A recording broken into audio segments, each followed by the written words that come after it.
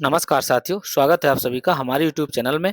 और हम उपस्थित हैं आपके लिए हिंदी विषय के इस महत्वपूर्ण वीडियो के साथ में, जो कि यूपी टेट एग्जाम से रिलेटेड है। साथियों, जैसा कि आप सभी को पता है कि जुलाई में यूपी टेट एग्जाम प्रस्तावित है और संधि अपने एग्जाम के लिए बहुत ही महत्वपूर्ण टॉपिक हो जाता है और यहाँ से कोई ना कोई प्रश्न अपनी परीक्षा में अवश्य पूछा जाता है। तो इस टॉपिक को हमें बड़े ही ध्यान से पढ़ना है। हमने स्वर संधियाँ पढ़ ली हैं और इसके बाद व्यंजन संधि के हमने 3 नियम पढ़ लिए थे। अब हमें क्या करना है, व्यंजन संधि में ही चौथा नियम देखना है। तो साथियों, चौथा नियम हम देखेंगे कि चौथा नियम क्या है। तो सबसे पहले हम सभी से निवेदन करेंगे कि जो लोग भी वीडियो देख रहे हैं तो वीडियो को शेयर कर दें, और वीडियो अगर पसंद आ रहा है तो सभी लोग लाइक जरूर कर दें, जिससे हमें भी आपके लिए इस प्रकार के वीडियो बनाने का मोटिवेशन प्राप्त होता रहे। तो साथियों, चलिए देखते हैं चौथा नियम क्या है। तो चौथा नियम था साथियों, माँ के बाद क्या है, माँ के बाद अगर माँ के बाद माँ के बाद अगर अगर कौन कौन से शब्द आ जाएं, या, रा, ला, वा, यारा, लावा, इसके बाद ऊष्म व्यंजन सा, सा, सा, हा, ठीक है। या कोई स्वर आ जाए, या कोई स्वर आए, या कोई स्वर आए, ठीक है। तो क्या हो जाता है, आए तो माँ की जगह, तो माँ की जगह क्या हो जाता है, अनुस्वार हो जाता है। क्या हो जाता है साथियों, अनुस्वार। अनुस्वार का मतलब ये इधर लाइन के ऊपर बिंदी रहती है, ये हो जाता है। उदाहरण समझते हैं, उदाहरण से भी आपको समझ में आ जाएगा कि ये क्या चीज है, ये नियम क्या कह रहा है, ठीक है। अब इसके उदाहरण अगर हम देखते हैं साथियों, तो उदाहरण में देखेंगे सबसे पहला है उदाहरण क्या, सम धन विधान, ठीक है। तो ये क्या हो जाएगा, देखिए इधर है ये माँ, है ना, और इधर क्या है, वाह, और यही मैंने बताया क्या, या, रा, ला, वा, और ये ऊष्म व्यंजन सा सा, हा, या कोई स्वर, ये आते हैं किसके बाद, माँ के बाद। तो माँ की जगह क्या हो जाता है, ये अनुस्वार हो जाता है। तो ये क्या हो जाएगा,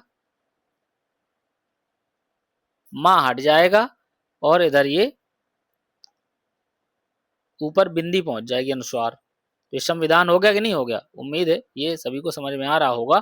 अगला एग्जाम्पल अगर हम ऐसे ही देखें, तो लिखा हुआ है क्या, अगला देखते हैं, संघार, ठीक है। क्या लिखा हुआ है, संघार, ठीक है। तो इसका क्या हो जाएगा, सम धन हार, है ना। तो उम्मीद है ये आपको जो उदाहरण है ये समझ में आ रहा होगा। ऐसे ही अगर हम इधर संसार का देखें, किसका, संसार का, तो संसार का क्या हो जाएगा, सम धन सार, है ना। तो क्या हो जाएगा, ये संसार हो जाएगा। ऐसे ही सम वहन का देखें, किसका देखें, समवहन का, तो सम धन वहन। उम्मीद है ये एग्जाम्पल सभी को समझ में आया होगा। अब देखते हैं पांचवा नियम, पांचवा नियम क्या कहता है, पांचवें नियम को भी हम समझते हैं। तो पांचवा नियम देखें, अब यदि माँ के बाद, ठीक है, अब क्या है, यदि माँ के बाद कोई स्पर्श व्यंजन, ठीक है, माँ के बाद कोई स्पर्श व्यंजन आ जाए।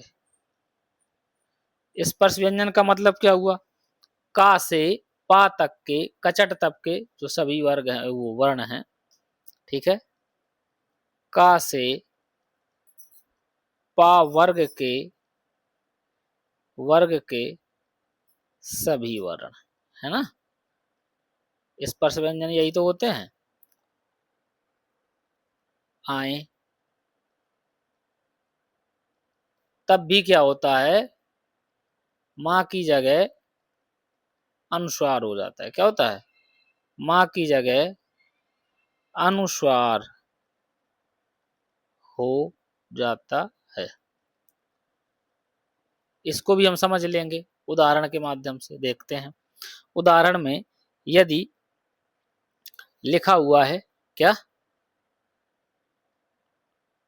अलम धन कार, ठीक है। अब अनुस्वार मैंने ऊपर बताया ना आपको, ऊपर जो बिंदी होती है उसी को अनुस्वार कहते हैं। तो ये क्या हो जाएगा, अलंकार हो जाएगा।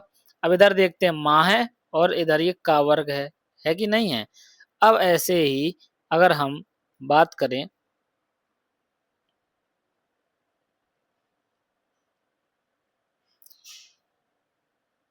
पम धन चम, तो क्या हो जाएगा, ये पंचम, है ना। अगर ऐसे ही आगे हम बात करें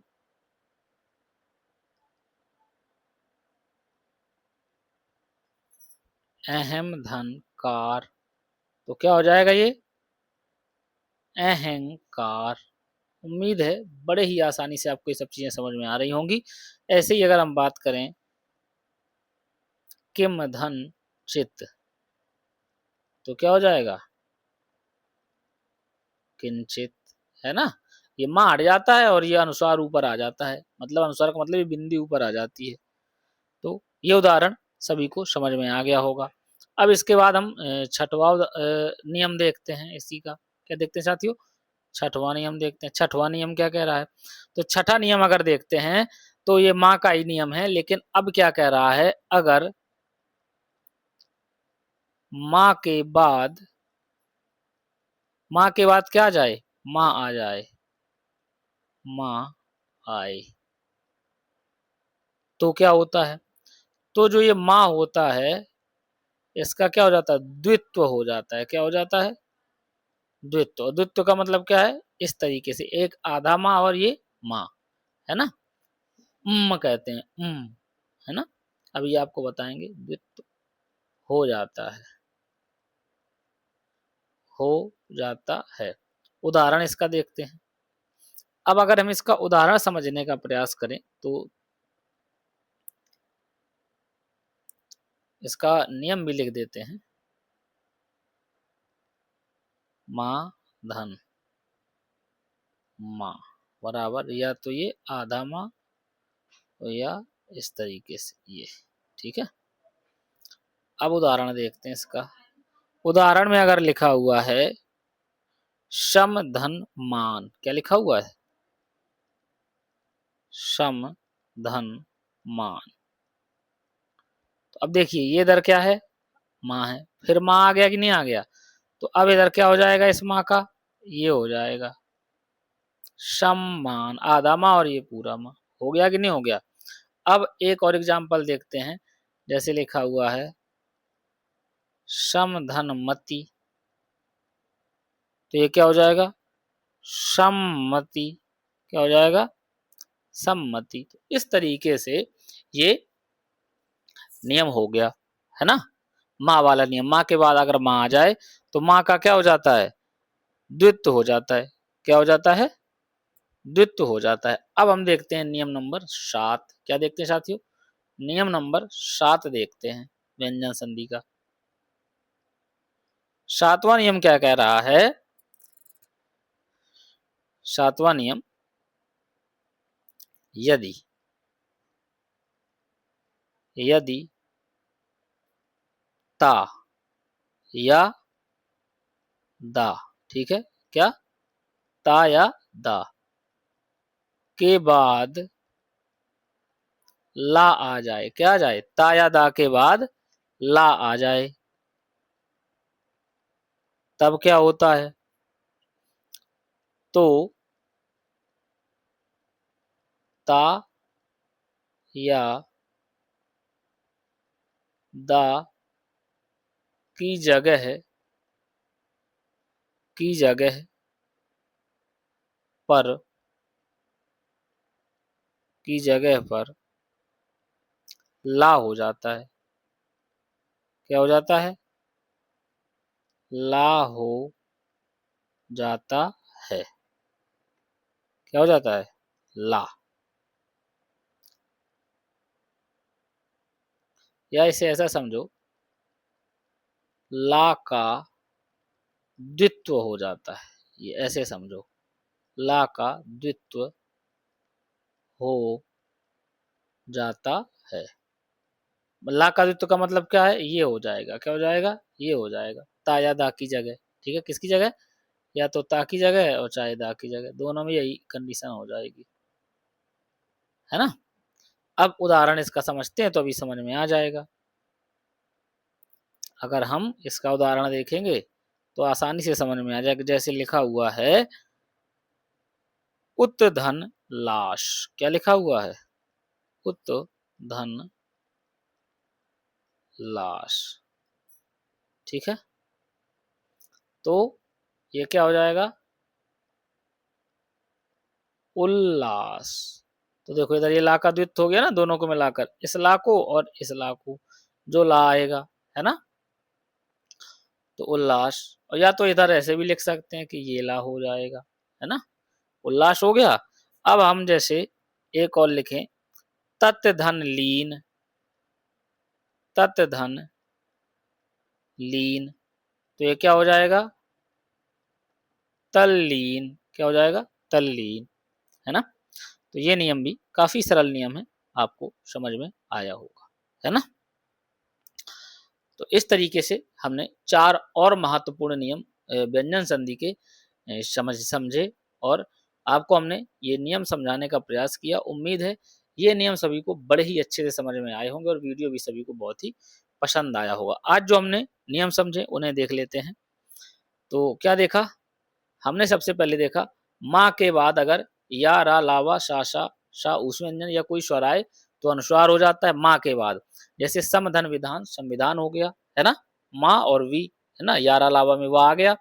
संसार, सम धनसार, देखिए शाह आ गया माँ के बाद। ऐसे ही दूसरा 5वां नियम था, माँ के बाद यदि कोई स्पर्श व्यंजन आए तो माँ के बाद देखिए इधर ये माँ है उदाहरण में, और ये का स्पर्श व्यंजन कचट तबके का वर्ग का है तो अलंकार, इधर भी अनुस्वार हो गया। ऐसे ही 6वां देखा हमने नियम, माँ के बाद यदि माँ आए तो माँ का द्वित्व हो गया इधर से, है ना। शम धनमान मतलब माँ के बाद पुनः माँ, तो आधा माँ हो गया शम, है ना, ये हो गया ना, मैंने बताया था ना, ये हो जाता है। ऐसे ही 7वां नियम हमने देखा, यदि ता या दा के बाद ला आए तो ला का द्वित्व हो जाता है, या इधर इस तरीके से ला हो जाता है ना, मतलब बिना स्वर का ला हो जाता है, आधा ला जिसे कहते हैं। उल्लास, तत धन लीन, ता हट के आधा ला जुड़ जाता है, तल्लीन, है ना, ता हट जाता है आधा ला जुड़ जाता है। उम्मीद है यहाँ तक चीजें सभी को बहुत ही अच्छे से समझ में आई होंगी। तो साथियों, वीडियो को ज्यादा से ज्यादा लाइक करें, शेयर करें और चैनल को ज्यादा से ज्यादा सब्सक्राइब करें। मिलते हैं आपसे अगले वीडियो में। नमस्कार।